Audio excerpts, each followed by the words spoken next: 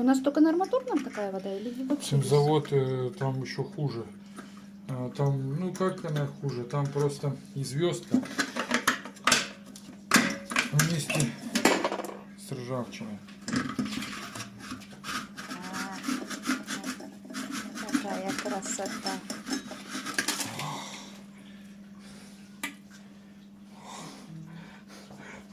Нормально.